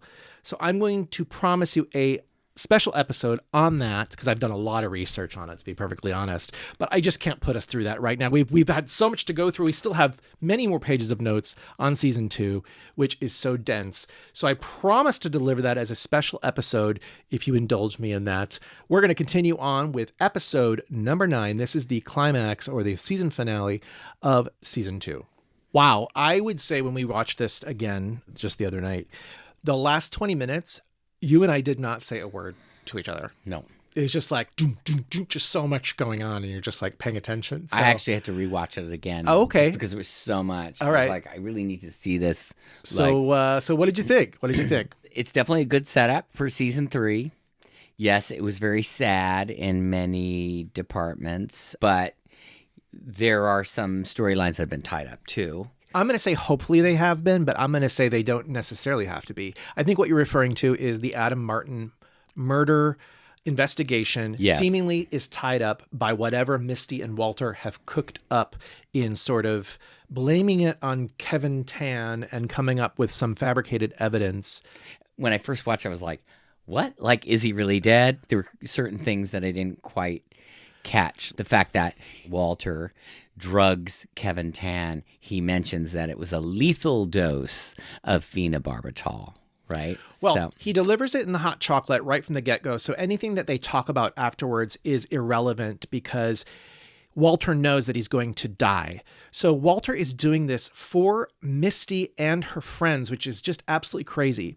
You can see that he is dead But then when Walter takes Syracuse's gun and shoots him, there's this moment of glee on Walter's face. He is enjoying this, which is just absolutely crazy. Right, so he's just like perfect Misty. for Perfect Misty. match. But what's crazy is that, he kind of says to Syracuse, oh, wow, your gun is going to be implicated. It's going to appear as though you did this because it was revealed that Kevin Tan, I can't remember exactly what the thing he was up to, some sort of money extortion or something. To me, I'm thinking, wait a minute here. This guy can still completely blow their cover. He can completely, you know what I'm saying? He doesn't have to kowtow to them at all. So that's why I say it's not entirely sewed up in a bow, but I actually kind of hope it is, because I kind of want to move on from this Adam Martin thing. However, I would still like to know whether or not he was just some random guy out of the blue, or whether or not he was someone. Yeah, I do want to know who he really was. Yeah, was it just happenstance that he was there and that all happened? I don't know. But in terms of getting Shauna or Callie or Jeff in trouble with the law, I guess I don't really need that, right? To keep the story moving. Yeah. I mean, it's a TV show. It's not real life.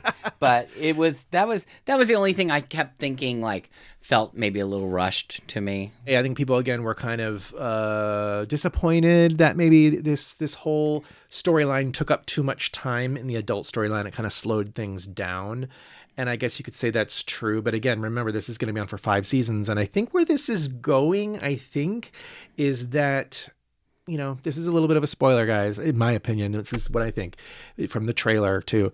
I think the adult Yellowjackets are going to start hunting each other. I think they're going to start killing each other, and that has to happen. And it's already started happening with the Natalie, even though that was an accident in a way. I think maybe, the first eating in the teen timeline of Jackie, that was also an accident, really, right? They left her out. So do you think they're going to go on a winter vacation somewhere? Back to eventually. Yeah. Okay. Eventually. I think we're going to see other things first, but we'll I have think to find out where the nearest airport is then. Because I think that in the trailer, Shauna says something like, the only way to survive is to be the last person standing. Yeah. So I think something's going to happen, and they're going to feel the need to turn on each other to prevent the secret from getting out. That's my theory. That's his theory. All right. Well, we'll see. Only time will tell. All right. Now, that's, again, going back to what I said about speculation and theories and it changing. I'm okay with that if that is not the case. I think that, again, in season 2, we all had our theories or speculation of what things might happen. And in the end, if you watch it a couple years later and you look at it, it's totally different. I see everything very different now in reference to the wellness center and to the cult. I see Lottie's character. It's just absolutely tragic. This whole concept of the it chooses and this Russian roulette, and then of course they switch over to actually doing it the old way. Shauna stalls, says, "Lo, let's do the hunt with the card draw and everything." It's meant to stall so that they can call someone to a psych team to take Lottie away. But then Van says, oh, we shouldn't do that. That's not the right thing to do. And as I'm watching this episode, I'm thinking, Van, what are you doing? And Ty, why are you allowing this to happen? Like she wasn't on board with any of it for those couple episodes. Right. And then all of a sudden she's back in. I was just like, wait a minute, this is not good. But then Van says something that I never really heard before, and it just totally solidifies everything. Van says, the reason that Lottie is this way is because we made her that way. Yes, I caught that this time around too. And it was very powerful to hear. You have to look at it like, is it mystical, or is it that they created this, or maybe it's a little bit of both? I think it's a little bit of both, to be quite honest. But yeah, the fact that her drugs were for anti-schizophrenia, right? Yeah. She has mental illness from her childhood. She was having visions. She could be concocting these visions. They could magically have some, connection to things that happen, or who knows? We don't know. But the fact of the matter is, once that started happening in the teen timeline in the wilderness, all the other people started seeing this, and they all started jumping into this Lottie camp, and they built her up to be something that maybe she really wasn't. But at the same time, the Lottie person wants to help other people. She wants to be a comfort for other people, and she can see that she is being a comfort for other people. So why wouldn't you lean into that role? Right. And she's doing it again now as as an adult because she is seeking for purpose, just like the other people who had a purpose back then. She's seeking for purpose now. She's falling back into this trap. She's having the visions again. We don't know what's going on with her medication. This therapist that she's speaking to doesn't exist. Right. So maybe she's completely off of her True. medications. She could be completely off the meds. She is out of control. We can see this. And that is why this is so sad in the end and tragic for Lottie, because they created this person. She's trying to be this person for them, even now, as they're all coming back to her. So that's really what this is all about. We were thinking it's a cult. We were thinking it's really about this past trauma and about what they have done to this person. It's really quite beautiful and sad. And I think makes it even more sad is that she does help her former rival, Natalie. She helps give her that forgiveness, and then Natalie dies. So that's where the Lisa character comes in as that conduit, because it couldn't have been Lottie. Natalie wouldn't have listened to Lottie. She had to listen to it from somebody else that wasn't connected to all this stuff. So it's actually quite beautiful. And it's so sad in the end when Lottie is being, again, kind of carted off and she's completely lost it. Now, going back to She's going to come back. Going back to the team timeline, she sees the power that she holds over these people in that whole concept of the feeding and the card draw. She's like, oh my gosh, they went through all that to save me. And so even then she's like, I don't want this. And that's why she gives the role to Natalie at the end of the episode, anointing Natalie now as this Antler Queen. The Antler Queen. Right? Because I think that Lottie, even at that time, she wasn't really sure. Am I really seeing this stuff? Am I really? She doesn't really know. She's not totally confident, just like I feel she's not totally confident right, so her as an adult. Right. I get you. I agree. With regards to the Natalie character, too, there are things we haven't seen yet that happen. Yeah. So, and the adult Natalie was always talking about the bad things that they did. Yes. But, like, when we look at her when you look at what you've seen so far, it doesn't seem like she's done too many bad things. She's done some bad stuff. Let's talk about bad. it. What about her father situation? Well, that was a mistake. Okay, yes. What about enabling Travis, through alcoholism, drug abuse, right? What about, obviously, Javi, right? That is something that she can definitely feel guilt for. And, of course, there are all the things we don't know. Now, we're going to get more, though. One thing, though, that, I think they all say that they kind of give credit to Natalie for the fact that they survived. So she must do something. Now, what does she do? Is it the maps that she's created that end up saving them? Maybe.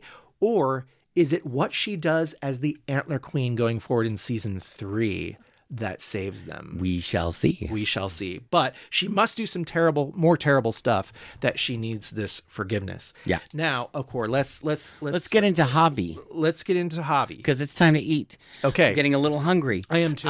Where is that heart, by the way? The heart. So they decide that they're going to eat him. So they get Shauna on board to become the carver. Wow, we are definitely a long way from Knots Landing. And it's really brutal. That is brutal. And when they bring the pieces of Javi's body in, they have his heart on the tray. So they give the heart actually to Travis because, Travis being the brother, it's like Travis has to be the one. He has to give the blessing that this is okay. Yeah. He eats one piece and then he just throws it in the pan. Yeah. That is the sign. Yes, we may all eat this. And it sizzles. It's like a piece of pat of butter. It's like a pat of butter. Yeah, like a butter, but it's a big heart. Now, who all sees this transpire? Coach Ben sees it. Yeah, because, Coach is... to the camp. That's right. He comes back and he sees Shauna carving it up. Oh, my God, they got another one! Yeah, and he sees all the blood in the snow, and it's like, oh, Natalie boy. spots him. She says, oh, Coach, you're a good man. You don't need to be part of this. You need to go. And he says, well, actually, I found a place. Why don't you come with me, Natalie? We can survive the winter together on our own. I'm pretty sure. And she's like, no, I am just as bad as all of them. Obviously, feeling the guilt of what just happened with Javi. So that sets us up for that storyline moving forward because really, let's be honest, Coach Ben has been on the outs with everybody since he chose not to eat Jackie. And now he is leaving them completely and surviving on his own. And this is where things get really interesting. Yes. We see him in the cave. He's trying to use the rocks to start a fire. It was very much like Survivor. Very much like Survivor. I kept thinking, oh, he's going to make that fire with the Yes. hay. Got to make the little triangle with the sticks and blow So it. that was not working. But it was not successful. So what does he do? He thinks, oh, well, I can just go back to the cabin. I'm sure they've got some supplies. If I go back like surreptitiously, I can steal some items. So he actually gets a box of matches. He gets a rope. Not unlike Not these. unlike These not blue- unlike old that. blue Did you chips. see our lovely little props for this season? We have the blue chips. So he grabs the matches, which is really interesting, and then he sees through the window what is going on. And this is the moment where Lottie is relinquishing her leadership control, her Antler Queen position, and giving it to Natalie. And you're seeing this sort of like courtly procession of all the people bowing down to the new Antler Queen of Natalie. And this being the person that Coach Ben was really the closest to. She's the one that he came out to. She's the one he confided in. She's the one that really was the most sane and most like him. And now he's seeing that she's turning into this. He's like, oh, I can't have anything to do with these people. So what does he do? Well, we don't really doesn't he see him do it. We don't see it. But you see them all sleeping, and then Shauna wakes up, and she starts screaming because she's seeing smoke and feeling heat. So she wakes everybody up, and then they realize that the cabin is on fire From the outside. from the outside. Because they can't even get out. Right, and it's almost first. like the door has been locked. Yes. So who knows? I don't know, like, if he spent time working on that or not. I didn't see him hammering. No, you don't see that. You see him getting the matches and you see him getting the rope and he just kind of looks in That's the window about and it. that's it. So you don't know. Did he actually trap them in and he wants to burn down what is going on here because they're absolutely crazy? Or is it the wilderness? Or is it the wilderness? Or is it Cabin Daddy? Or what? All the other things we don't know. Right. What's interesting is that the last shot you see this huge billowing smoke. And so there's really the bonus for a Coach Ben burning down the cabin. Here is an opportunity to save his life potentially because he's the only one who's not into their craziness, right? He is going to be the next target no matter what. Yeah. So he's saving his life and also maybe saving his life to be found if someone can see the smoke from afar. But then maybe he didn't do it. Yeah. Who knows? We don't know. Really interesting. I'm sure we're going to find out. Really interesting. So they all run out of the cabin. They try to grab everything they can. And don't worry, on my little extra jacket count, you do see some other people there in the huddle kind of off to the side. So we really want to find out how many people are left. We are going to find out very soon in the first episode of season 3. And of course, now this was very important that this cabin burned down. Why? Because we need to move this crazy group of cannibals at this point, survivalists, to the next level of degradation and deprivation. They need to be without a home. They need to be living in the forest like an animal. Now, at least the good news is we did see this in one of the episodes before that. It looked like it was starting to become spring time too. So it's getting a little warmer. Yes. So I'm sure that they'll have some time to figure out some new accommodation. Yes. All right, so now let's talk about Natalie dying in that last sequence there. Basically, it's a mistake because, everybody kind of converges in this hunt, right? Shauna draws the queen card, so she's the one that is going to be hunted. And then again, this is so implausible. She's being hunted, and she's like, "This is ridiculous." After her, Shauna can't believe it, and as an audience member, I can't believe it that they're actually doing this. But then you have, Callie coming in, and she's like, "What are you doing? You're shooting. You're trying to kill my mom." And Callie has that gun that was in the glove box. Yep. She shoots Lottie in the arm. Yep. And Lottie is impressed by Shauna's offspring, Callie, right? She's just been shot. She takes off her mask. She's like, "Oh, this is your daughter? Wow." And then in walks Lisa. Yeah. And is like, "What is going on here?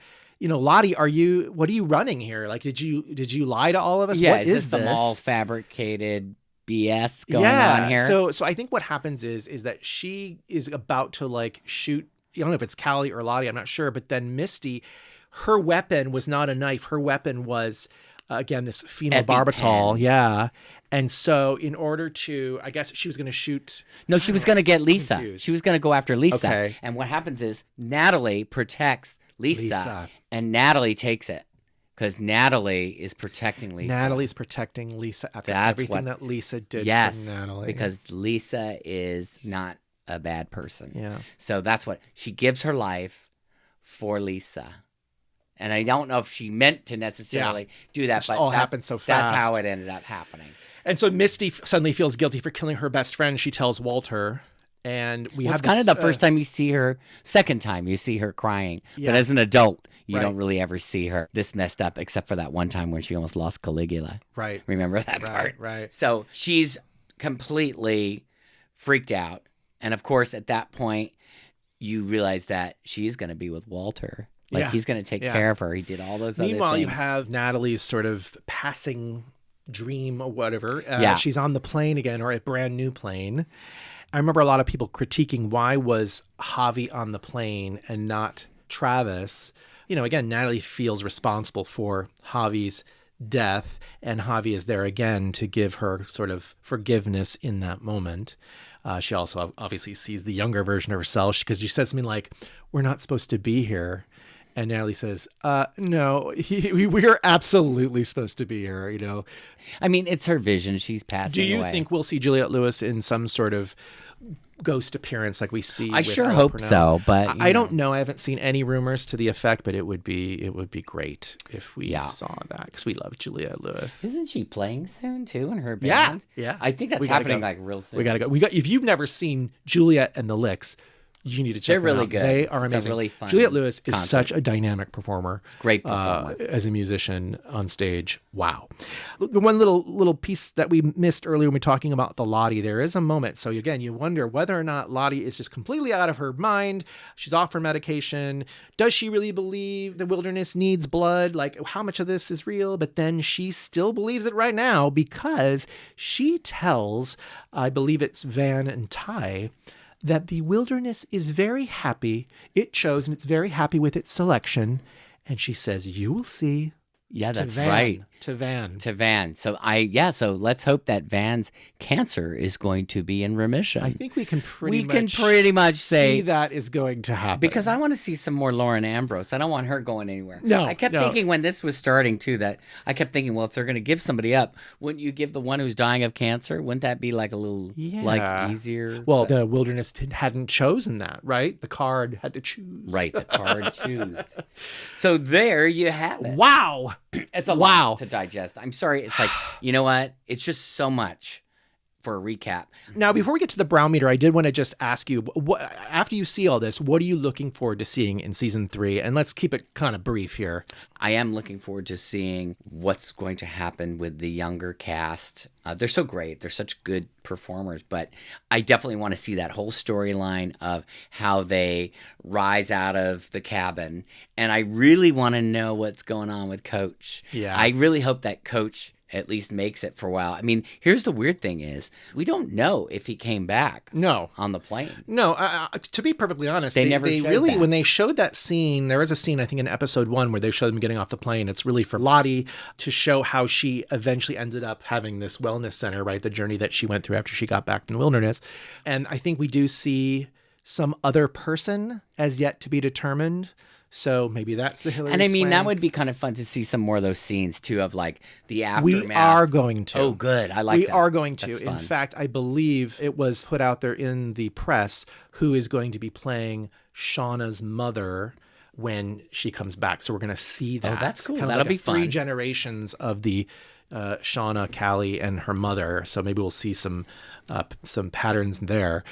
For me, I definitely want to see the Coach Ben stuff as well. I want to see what that cave is, how it connects to maybe this underground bunker that Lottie had seen in the vision. There is a moment from the trailer where it looks like Misty is in the same underground tunnel, but as an adult. So it's really interesting. Definitely curious about the Hilary Swank. Is that Javi's friend? Is she in the teen timeline or is she in the adult timeline? She could be possibly this Melissa grown up. They have similar look, I guess you could say.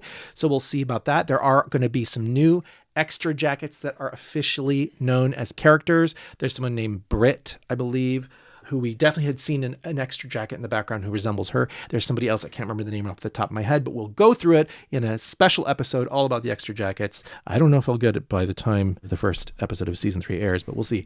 We do need an update on Simone and Sammy. Please. That's I'm important. sure that'll happen. Also, Ty as a senator. Like, is that ever going to come into play? I guess she just hasn't been working for a few weeks. Yeah, exactly. And then I do want to find out also what happened to Kristen's body. Yes. Will we find out? Hopefully we'll find out. Hopefully we'll find out. All right. Now we are coming in for a landing on this episode, finally, to get right down to the lotus point and find out just how highbrow or lowbrow this second season of Yellowjackets was. These are the individual ratings on the slide right now between Doug and myself of what we thought for each episode. When you tally that all up, the official Browmeter rating for season 2 was 3.82. 3.82. So that is a little lower than season 1, just slightly. Still pretty good on the Browmeter rating, and that is higher than the first season of Knots Landing, which was, I think, a 3.75 or somewhere in there. So what do you think about that? I would say to you, I think my scores are probably higher for the season 2 than for season 1, possibly. I just thought that the development of the characters and the plots I feel they're getting better. So hopefully that'll sustain itself. I know it's not easy for people who are creative writers, whatever they might be doing. It's like, are we going to have the difficult third album? It's a difficult second album, usually. Right. So the third album is usually the charm. Yeah. So, let's see if it pans out like that for TV. I'm excited. All right, and speaking of which, what is coming up next? Well, can you let us know? Episode 1, Season 3. It's called It Girl. The synopsis is, summer inspires the Yellowjackets to ditch soccer for a more contact-intensive sport and revive an old pagan tradition. In the present, a cringeworthy funeral flows organically into a bar therapy session. So I guess that we can figure that out. It's going to be, Natalie's funeral, huh? That's most likely. Most likely. Unless they've jumped. Unless somebody else has died. Unless somebody else has jumped. So little reminders. Yes, we hope that you subscribe to our YouTube channel if you are enjoying our Yellowjackets content. We will be back with Knots Landing Season 2 eventually as well. But right now we're going to be covering Yellowjackets Season 3. We're going to be doing sort of like, I guess, our initial reactions. We're going to try to get the episode out kind of right away. It won't be like a scene by scene by scene recap because we won't be able to really get that in really quick as we're going to record pretty much right after we watch the episode. So stay hungry, Stay hungry, kids. And we will see you then back on the sack. Thank you for joining us.